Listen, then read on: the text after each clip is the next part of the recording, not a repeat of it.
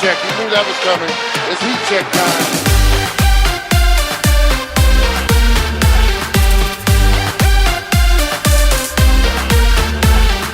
Welcome to the Heat Check Podcast. I'm your host, John Gonzalez in the Bay Area. Isaac Lee, our producer, back in Los Angeles per usual. Shouts to Isaac. Was in Oakland for games 1 and 2. Game 2 just wrapped up. Right now I'm in San Francisco. In the morning I'll fly to Cleveland. NBA never stops. The finals continue. We've got all your NBA content on The Ringer. You want to check out Haley O'Shaughnessy wrote about Game 2, as did Danny Chow. Kevin O'Connor's got a big piece on The Ringer. You're going to want to check that out, and he'll be on in just a second here. We've also got NBA Desktop with Jason Concepcion on Tuesday and Friday. That's been a blast. Really loved his Brian Colangelo collars bit. I was a little less thrilled about him making jokes about my face and the meme from the locker room, but that's fine. It's still a good show. You check that out. And of course, you've got Bill Simmons' podcast. He just did a podcast with Desus and Miro, and also he did post-game reaction from Game 2. So you want to listen to all of that. You want to watch all of that. You want to read all of that. That's all good stuff. But right now, we've got our post-game reaction from Game 2 with my partner in crime this entire series. Let's bring him in. Boom shakalaka! He's heating up! He's on fire! All right, joining me, I would normally say on the other line or in studio. Instead, joining me right now from his very own hotel room, it's Kevin O'Connor. What's going on, Gonz? How you doing? Excellent, my man. We have spent the better part of this entire week together, bopping around to practices and games. We had a nice dinner with the boss man. Bus rides and everything. We're on the bus, and Bill took us out for a nice dinner. We just got done with Game 2, which was what we kind of expected from the Warriors all along, and not at all good for the Cavaliers. It's bad news.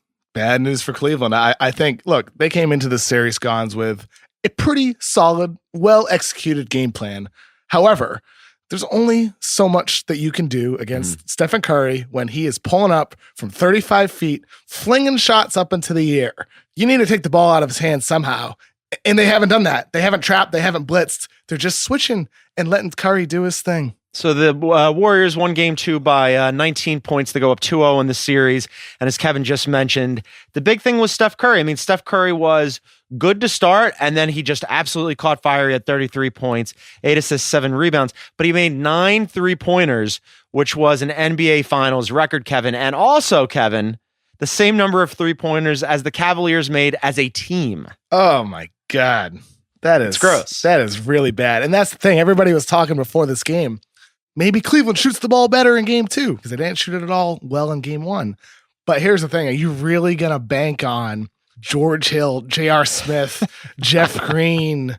Like, if Rodney Hood got a chance, are you really going to bank on these guys to elevate their play to a higher level, or are you going to bet on Steph to go off? And that's exactly what happened. And KD was much better this game as well. Yeah, not only that, I mean, so when you mentioned about Golden State going off and Steph Curry having a crazy game, and he had as many 3-pointers as the entire Cavaliers team combined, just to put that into perspective, David West hit a 3-pointer, which was more 3-pointers than Jeff Green, Jordan Clarkson, Kyle Korver. More than Kyle Korver. Kyle Korver and Rodney Hood combined, one.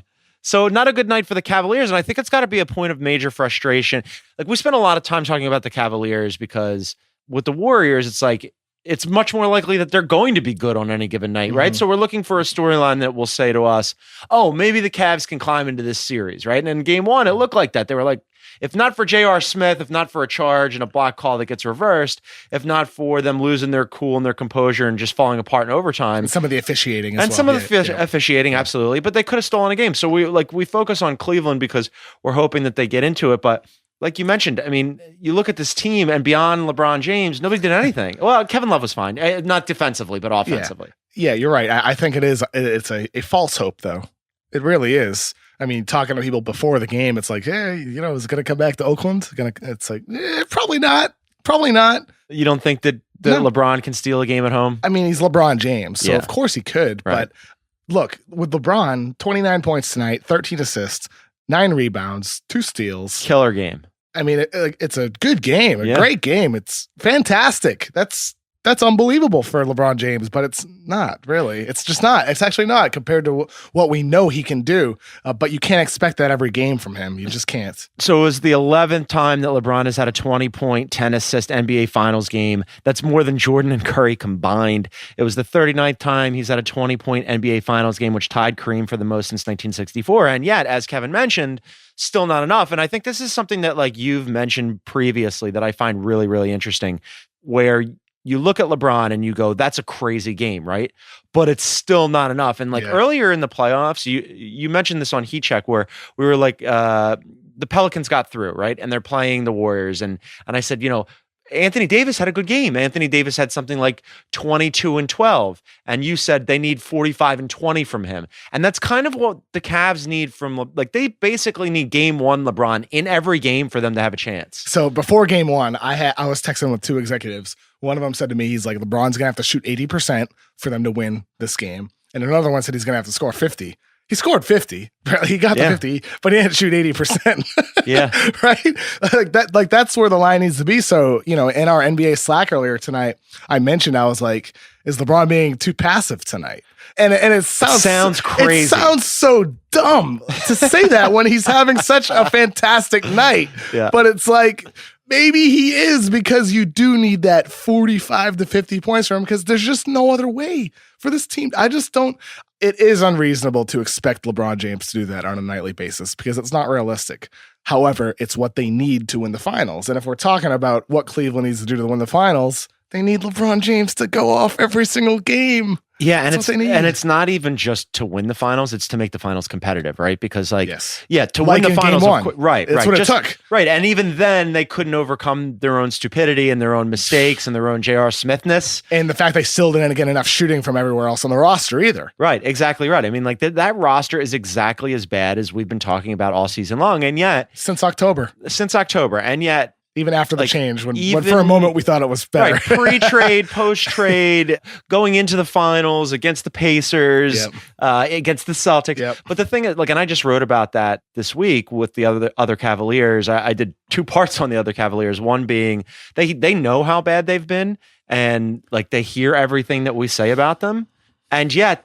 They listen to the Ringer NBA show. Well, they, of course, listen to the Heat Check podcast and Group Chat and all those. And, of course, you and Verno. Yes. Oh, and by the way, shouts to Verno. We did a video for Verno where Kevin O'Connor recreated Escape from Oracle, which was excellent. So I highly recommend you check that out on theringer.com. But the other Cavaliers, they haven't been good all season. And they know they haven't been good. And yet they're still alive, right? There's only two teams playing. So every time we count them out, this team's still is around. Should Ty Lue start playing some of the other Cavaliers that weren't good? I'm talking about the Rodney Hoods of the world, the Jetty Osmonds, because look, Jordan Clarkson is not getting it done. Yes, you can say, he brings a little bit of defensive energy, but come on, dude. This guy, his favorite player is himself. He's not playing well on the offensive end of the floor as well at all. So why not give Rodney Hood a shot? Maybe he continues to stink as he did post-trade, but guess what? He was an 18-point per game scorer in Utah, so maybe you can get that out of him. Give Jetty Osman a chance, a guy who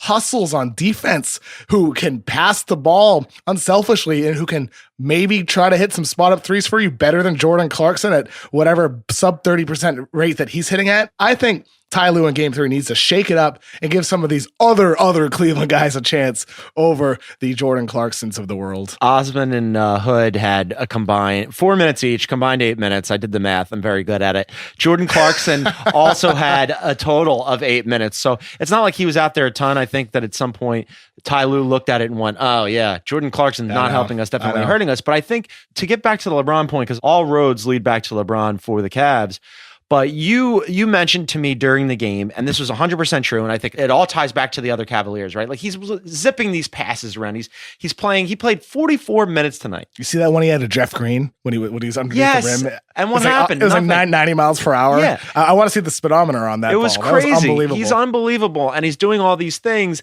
and yet his teammates can't execute once he gets the ball to them. He was trying to get them involved, which I think is why we didn't see a 50-point performance from LeBron tonight, because he thought, okay, I'm going to need some help from them. But you mentioned how frustrated he looked by it. because he was making all these fantastic plays and they were making no fantastic plays. Yeah, there was probably maybe 10 times over the course of the game where he just put his arms up in the air, and sometimes it was because of a non-call, which as you would expect, LeBron's done that his entire career. But other times it was a little bit of frustration with his teammates. There was one time when Larry Nance inbounded the ball, I think it was at the end of the second quarter, to Jeff Green for whatever reason. Jeff Green was covered. LeBron's open to the left, and after the ball went out of bounds, LeBron just held his hands up as if to say, I'm open. Yeah. Hello, I'm open. I'm LeBron James, perhaps the greatest player of all time. The greatest, according to Nick Wright. You and I which argued agree with, about by this the way. the other day when I said LeBron James is the greatest player of his era, and you said the greatest ever. And I said era, and you said ever, and we went back and forth. It was like a really bad... Save it for another day. Yeah, it was a really bad who's on first bet. But with LeBron, like, I don't know how much more he can give, right? Because he played 44 minutes in game 2. He played 48 minutes in game 1, which went to overtime. He played the full 48 in game 7 versus Boston. Going back to game 6 versus Boston, he played 46 minutes. The GOAT! So, like, what we're missing here is a combined, 4 minutes plus 7 minutes is 11 minutes over the last... And he's still in the finals. He sat 11 minutes in the last 4 games. Kevin, that's insane. He went to the finals with this team. Swept the Raptors with this team. He beat the best defense in basketball with this team. He went to overtime in game 1 with this team. I'm not arguing that he's the GOAT, but right now, I'm not going to get into that. But the fact is no, you can't expect more. Like, he's already given everything. He has to be exhausted. Oh, no kidding. He has to be. I mean, I think we can see it on the court sometimes with, there's one time, I forget when this happened. I want to say it was maybe middle of the third quarter, but he didn't cross half court until there was like 16 seconds left on the clock. The offense was already being initiated by one of his teammates, and like he didn't get across half court until 16 seconds left because he's taking that little bit of a breather any chance he can get. Well, not only that, but there were multiple long stretches during the game where he was guarding KD. So not only was he asked to do all of that at the offensive end, and not only has he not taken hardly any in-game time off in the playoffs, like since game 6, where they were facing elimination and now they're facing the Warriors, and pretty much every game against the Warriors, they're playing it like an elimination game. But on top of that, they're asking him to guard one of the most dynamic players on the other team, right? I mean, like, that's got to be absolutely exhausting for him. It's almost unfair to ask him to guard at all. Yeah, with what he does on offense. Well, look what's happening a lot with the Warriors. Like, you ended up with Steph on LeBron James a lot, right? Because they're just like, all right, well, we're not going to put KD on him. We're going to save KD, and we'll see how it goes. And like, Steph isn't actually guarding LeBron when they switch him into those pick and rolls. They're like helping off. Right, they're helping off of him, and they know what they're doing with that. With LeBron, though, he's giving maximum effort. All of a sudden, he's Deadpool, and he's giving maximum effort on the defensive end against KD, and I just don't know how he sustains it. What more can the man do? We watched him in game 1 score 51 points on 19 of 32 shooting. It was, to me, I thought, maybe the most remarkable live game that I've seen in person. It was just truly astounding seeing what he was doing. But then in that overtime period, to go back to game 1, Golden State just really sold out just on LeBron, because all Cleveland was doing was calling a screen to get a switch onto Stephen Curry, isolating LeBron at the top of the key and letting him go to work. But the problem is that the paint was just completely full of Golden State defenders and Cleveland players who couldn't space the floor. So the fact is LeBron had no space to do anything at that point of the game when Golden State was really just selling out on him. To me, that captured the series where he just can't do it all by himself. He needs help. And he's not getting it at all. He needs his teammates to have a hot shooting game, like people talked about going into game 2.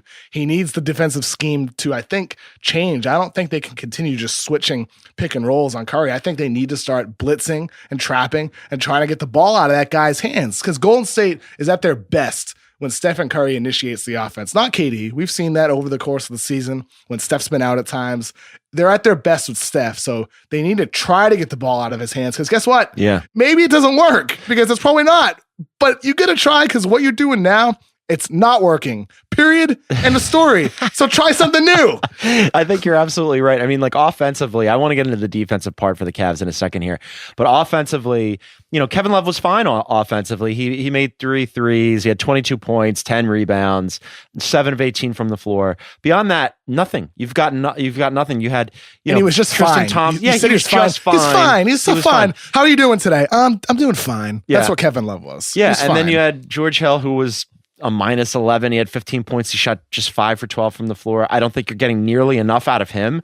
And then beyond that, you don't have anybody doing anything. Jeff Green really came back down to earth and did. I mean, like, not like Jeff Green. Jeff Green is always on earth. Yeah, bless exactly. his heart. It's when he's not. That's right. actually news. Then you look and you go, oh wow, Jeff Green had a couple podium games. Did you see the NBA desktop video that they did? Yeah, like it was fantastic. the good Jeff Green game, shocking news around the world. Yeah, that's what it is. I mean, very like well you should like that's when it's surprising, right? Yeah. When you get a good Jeff Green game. So then you look at the roster, and we've done this all year long. But okay, so you need Kevin Love, and then beyond that, you've got Tristan Thompson in the starting lineup. He's not going to help you. You've got George Hill in the starting lineup. He's had periods where he's helped you, but not really. You've got J.R. Smith in the starting lineup, and he said after the game, I just wasn't good. Yeah, no kidding.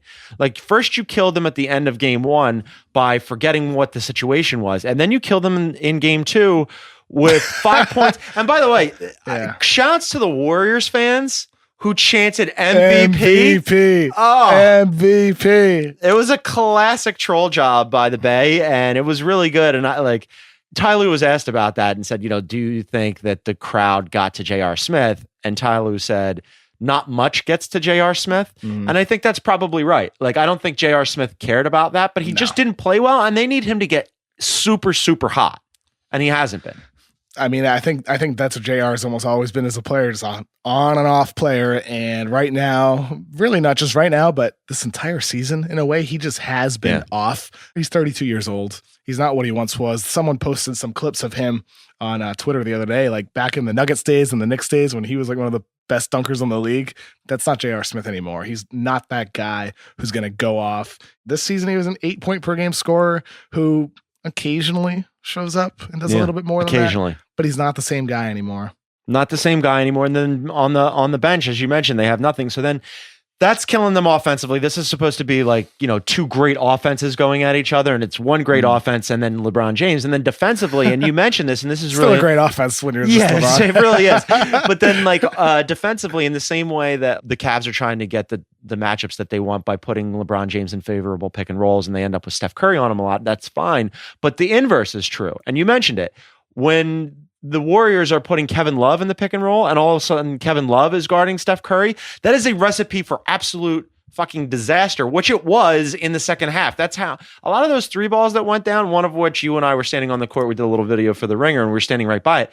He tossed one up that was an absolute rainbow and drained it. And then he hit one in the corner like a couple possessions later on Kevin Love where he fell and drained that one too.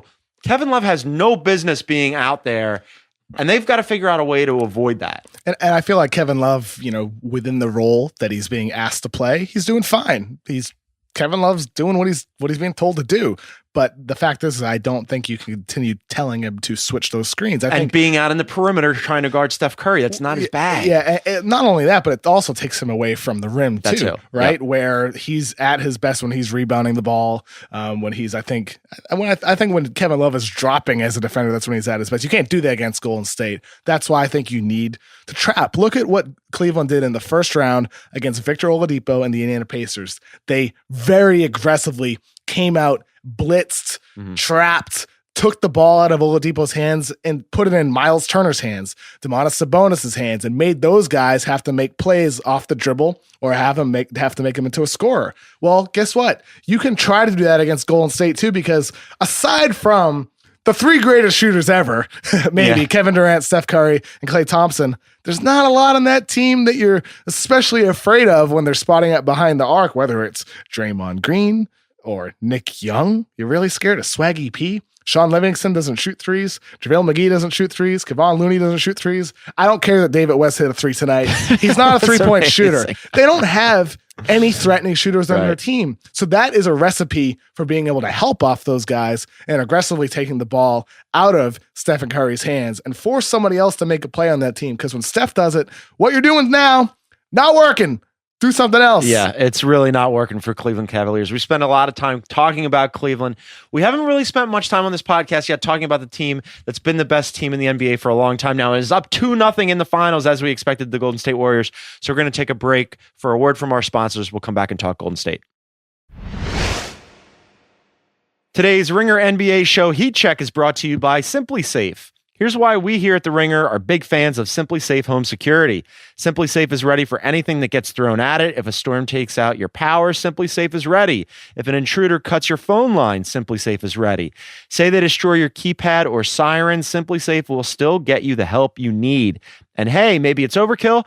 Maybe you don't need to be ready for every worst case scenario, but Simply Safe is always ready just in case.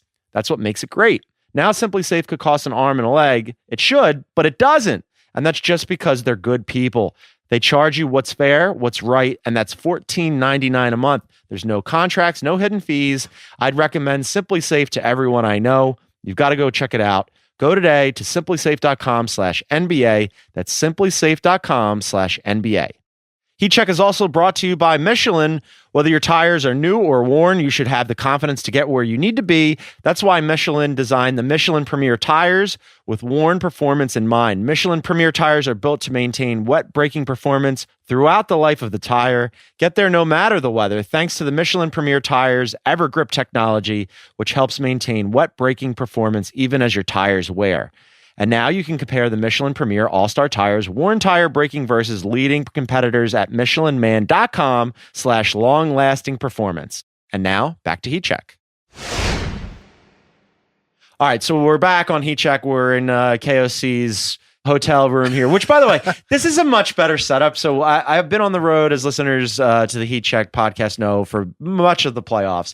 And I did a podcast on the road in Philly. I did one in DC with House, which was super fun. I did one in Cleveland. Tell us about that one. In two of those three, I was in a hotel room by myself with some rando engineer that Isaac dispatched to meet me. And so KOC, thank you for hosting. This is a much better setup. Yeah, no problem, Gonz. Not nearly as weird. Still weird. Still weird, but not nearly as weird. So the Warriors, KOC, you and I were talking about this as we were walking to your room to set this up. And you had said, all anybody is talking about is the Cavaliers. And I had said, yeah, because we expect the Warriors just to be good, right? We expect them to be the favorites in the series, which they are. We expect them to go ahead in the series, which they have. We expect them to be the dominant team, which they've looked like. And they've somehow managed all the boxes. they've somehow managed to make being excellent look boring. I wonder, I don't know if I want to spoil something I want to write about, but I wonder, when does it get boring for them? I wrote about this earlier in the year. I did a whole piece but that was different because it was regular season. When does it get boring to win in the finals? Yeah. I think the regular season, it definitely is boring for them. They coasted the entire season. Yeah. But when does it get boring now? They need a challenger. Right now, Cleveland isn't that challenger. Will it be Houston next year? They were this year. Houston certainly was a challenge. Yeah, they were. Will Houston come back and be better next year, even push them more? Even though it went 7 games, will Boston with Kyrie Irving and Gordon Hayward push them in the finals? They need a challenge, man, because right now Cleveland's not it. Cleveland is not that challenge, even though it's been 4 years in a row. Even though Cleveland had the 3-1 comeback, which was unbelievable to watch. It's different now because since that happened, they have Kevin Durant. It's like before and after the 3-1 comeback. After the 3-1 comeback, it's a completely different era in my book. And right now they don't have what is a worthy adversary, and I hope they get that. They're their own adversary, right?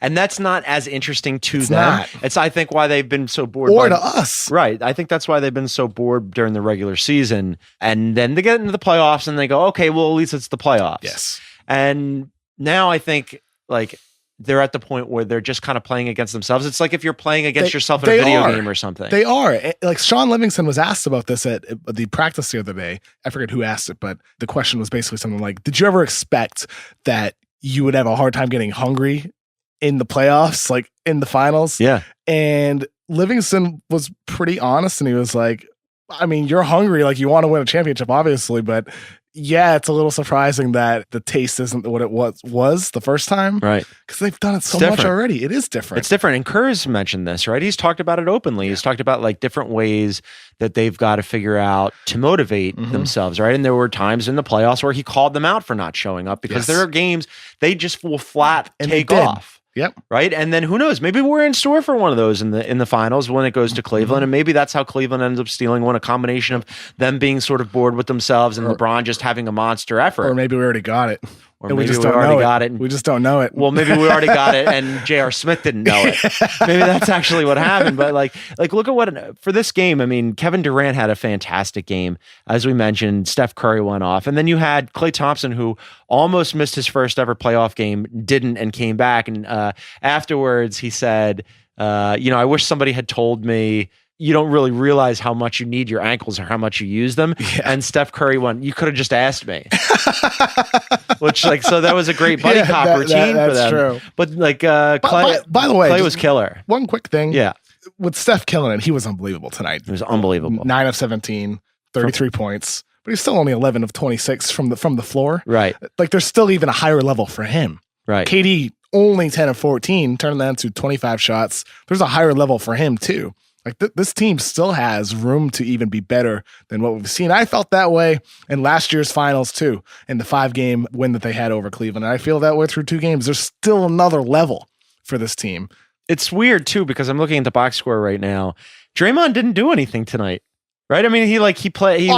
Was offensively. Defensively, he's all over he the was place. excellent. Yeah. I'm talking in about the for box them to get to 122. Defensively, he was great. It's and he was up 7 assists to 0 turnovers. He was a facilitator. He was amazing on that part. But I'm saying they didn't need him to do anything. But like those intangible Draymond things, and they still beat Cleveland by 19, right? So I think that's really the special thing about their team is that you don't need Draymond to do more than that. Like that's really what Draymond does. He can rebound, best. He can play defense, he can be a great passer, and he's fantastic. That's what you need from him. And like you had JaVale McGee start the game.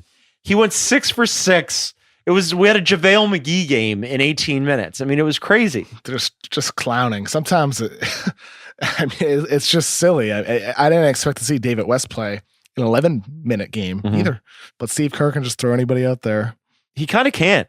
I mean, like, and you mentioned like when with the rest of their guys, like beyond Kevin Durant and Curry and Thompson, it's not like they have like killer shooters, but they don't really need them because they have those 3 guys. So it really is kind of a challenge. They would against a better defense, I think, because. But what defense exists that's better, right? That can really stymie them. I mean, Cleveland's not a good defense. It's a very poor defense. I mean, like a really good defense. Like Houston did a much better job against Golden State. We just saw it last round, turning them into more of an isolation team, making all their off-ball, their fancy, cute cuts off-ball, the nice off-ball screens that they set, made it tougher on them because that team can defend really 1 through 5, whereas Cleveland doesn't defend 1 through 5 at all.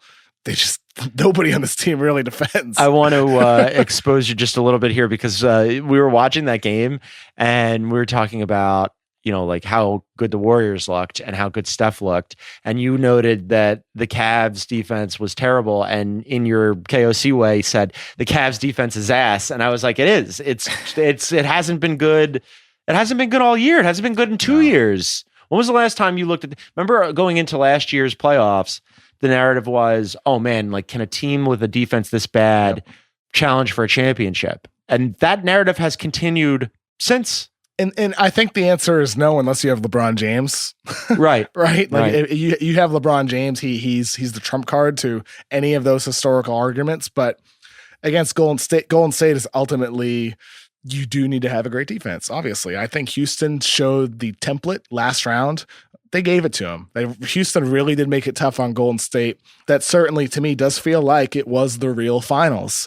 This is going to go down in history as the NBA Finals, Cleveland versus Golden State for the 4th year in a row. But to me, that last round matchup, Houston versus Golden State, that was a true battle of 2 Titan teams. Yeah. It just so happens that one of the main guys, Chris Paul, unfortunately got hurt in games 6 and 7. And maybe things would have been different. Maybe not. Maybe the Warriors would have reached another level that I think they could potentially have, but maybe not, man. Houston must be really kicking themselves right now, huh? Yeah, well, it sucks because, I mean, like, you lose Chris Paul, and it's like, now what, right? Like, that was really the killer, and there's nothing they can do about it. And you mentioned that, like, defensively, they obviously were a better defensive team during the regular season, and they just played better defensively against the Warriors. What were they doing differently that either the Cavs aren't doing or that the Cavs aren't capable of doing? Because like it's easier, I think, for the Warriors to make adjustments. Like before game 2, Steve Kerr was asked, okay, well, what are you going to do defensively to stop LeBron, right? And somebody asked him that before the game, and he goes, hey, this is great and all. I applaud you for trying, but I'm not going to give away my defensive matchups right before the game. That seems sort of silly to me. Yeah. But clearly they were better at preventing him. Now, he was doing other things, but he didn't go off for 51 points, and part of that was him trying to facilitate, and part of that was they were just better. The inverse is tougher, right? It's a tougher calculus for Ty Lue. They don't have the same personnel. Their defensive schemes aren't as good. They haven't been good defensively all year. Like, what can they possibly do? What can they adjust? That's the first thing always to me is you look at the personnel, and clearly, clearly Cleveland's personnel is not close to on par with what Houston had, and with a bunch of switchy, versatile, high effort defenders led by someone like PJ Tucker, who was just fantastic that series for the Houston Rockets. But not only that, because of that personnel, I think you're allowed to do a little bit more with your scheme. Like if they can help off, they're better at helping and recovering. There's better communication on the defensive end of the floor. And that's one part that might be a little bit tough for Cleveland, communicating on the defensive end, communicating the right switches or the right non-switches. I'm sure that might help for them at home playing in games 3 and 4, but maybe not if the scheme doesn't change because your personnel still isn't that great. Look, man, we've said it all year.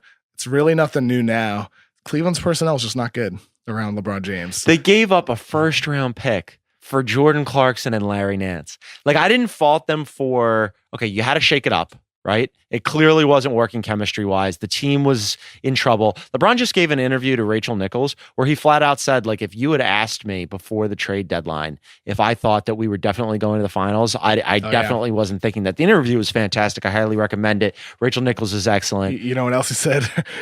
Is your relationship with Dan Gilbert going to play a role in your free agency? He's like, ha, ha, ha, ha, we'll see. Yeah, it was like very cryptic, right? Big grin on his face. It was very cryptic. It's like, yeah, we'll see. I don't. LeBron. Like it was bad, and he was saying it was bad, and it was probably going to be bad with Dan Gilbert coming up. But like for me, I don't fault them for making the switches at the trade deadline because they had chemistry issues. Fine, but I do, however, and even George Hill and Rodney Hood, those additions made sense to me.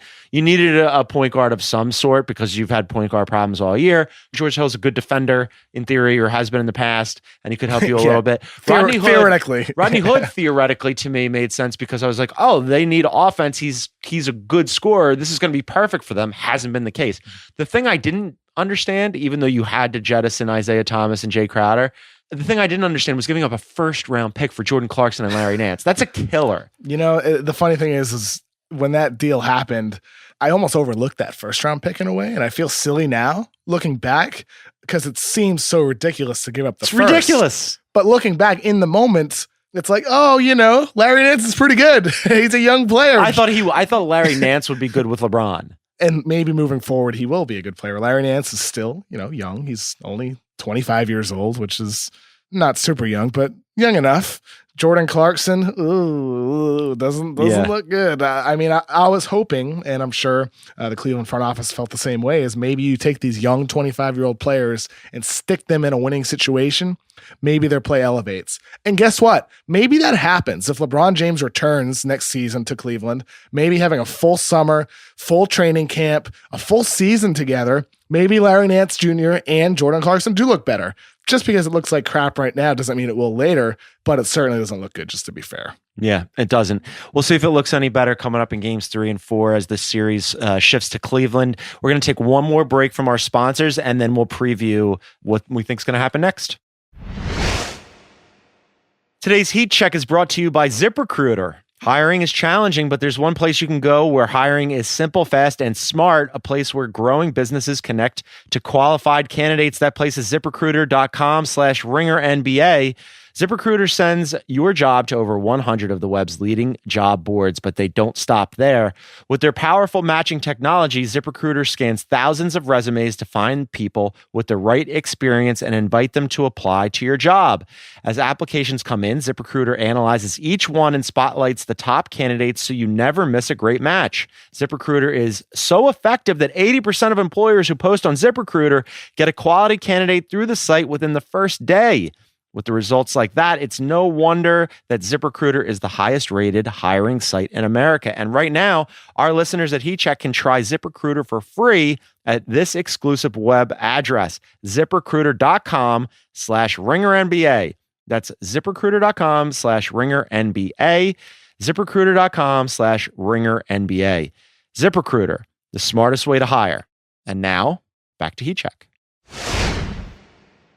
All right, KOC, I am on a plane. As people are listening to this, I'm on a plane. It's impressive. I'm in two places at once. I'm on a plane to Cleveland for games 3 and 4. He's LeBron, right? He could steal a game. We really on a plane right now, Gonz? We're on a plane. We're on our. Imagine. I want everybody to put their thinking hats on. I can use my imagination. Yes. So LeBron, what's he thinking right now? I mean, he's thinking, God damn it, I need better teammates. Why don't they make any shots? I wish J.R. Smith hadn't brain locked in game 1. That was our best. In a way, that was the game where that could have changed the face of the series, right? Not even in a way. You it could have split. Yeah. Going back. You get a split 3 and 4. But is it possible, though, that they go and they pull what Cleveland has been doing all season long and they surprise us just because they play better at home and they steal 1 or even 2? Sounds crazy to say, can 2? LeBron steal a game at his own gym? No, I don't think it's crazy at all. I don't, because it's LeBron James. But you just gave me that 2. That might be asking too much. 2's nuts. Okay, all right. If this series is tied up 2-2, heading back to Oracle for I just game want 5, a good series. There's no it would be chance. really nice if it was a good series. There's no chance. I know. It's tied up 2-2. So what about for before we get into what we think needs to change and what we think will happen in these next 2 games? But Roger Sherman put it in our Slack. If he gave us an over/under for Cavs wins the rest of the series and put it at 1.5, what would you take? Under. So you think they Easy. won, right? I picked a sweep before the series, and I'm not changing. You did pick a sweep.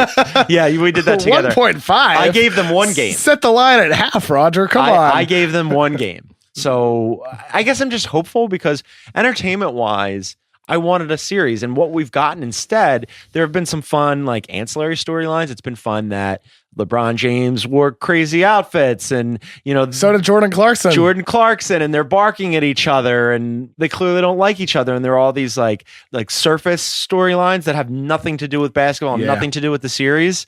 I just want more of that. It can be sort of entertaining from a storyline standpoint because they don't like each other. Mm-hmm. But basketball wise, game 1 was great. I want more of that. I mean, that's when basketball's at its best, obviously. I'm Captain Obvious right now. Basketball's at its best when the games are good. Yes. But it's true. When the games are competitive, that's what sparks some of those moments, like the scuffle at the end of the game with Tristan Thompson throwing the ball at Draymond Green's face, all that quote-unquote other stuff. Competition breeds that. And we're not going to get that if it's 122, 103 blowouts. I want more good games, man. I do. And I think for that to happen, what needs to happen for Cleveland is, again, they need to change their defensive scheme. They need to start blitzing Stephen Curry, taking the ball out of his hands, and maybe you screw yourself and that doesn't work. But again, they have to try. They have to try something else because Golden State right now, they essentially are operating their offense against no resistance. And I think Cleveland needs to create some friction on that end of the floor by just putting pressure on Stephen Curry and making other guys have to make plays. Because right now what they're doing, one thing I like that they've done is they have LeBron James helping off of Draymond Green, who can't hit a 3 right now to save his life. For the most part, he hit some here and there. Right. But he's not a threat. So I think you need to apply that logic to other areas of the floor. Because right now, JaVale McGee, Kevon Looney, Jordan Bell are scoring at will at the rim with your switching scheme. I think you need to do something a little bit different. To get the ball out of Steph's hands and maybe allow fewer of those easy at-rim opportunities too. What about starting lineup changes for the Cavaliers? I mean, I think we're at a point now where you got to throw something else at the wall and see if it sticks. In the same way that you're saying, look, go out there. First, you're going to try to figure out a way to keep Kevin Love out of the perimeter pick and roll with Steph Curry. They keep putting him in that blender. It's not good for them. But 2, blitzing Steph Curry. You're taking a shot. Maybe it doesn't work, but what you're doing right now isn't working.